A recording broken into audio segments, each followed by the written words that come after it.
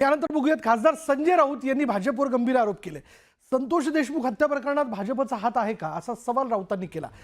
जरांगेंच्या आंदोलनाची धार कमी करण्यासाठी सुरेश धसांना पुढे आणलं गेलं। धसांनी आंदोलन उभं करून देशमुख कुटुंबाच्या अश्रूंचा बाजार केला असंही राऊत म्हणाले।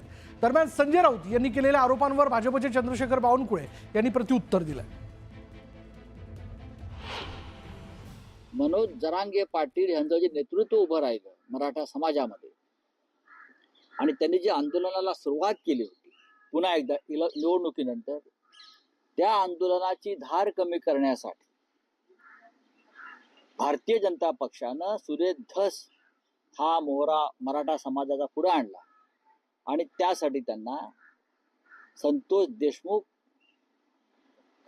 खुनाचा त्यांनी वापर केला। मग या खून प्रकरणात भाजपचा हात आहे का? लोकांचे लक्ष विचलित करण्यासाठी हे पाहावं लागेल। काय वेळेपणा आहे। उलट आम्ही सर्व लोक संतोष देशमुखाच्या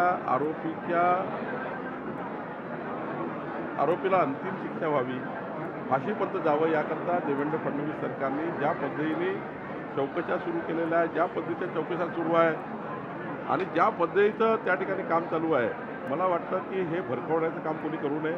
सर्वांचं एकच उद्दिष्ट असलं पाहिजे की संतोष देशमुखाचा जी हत्या आहे ती या महाराष्ट्राकरता अत्यंत ती गंभीर घटना आहे।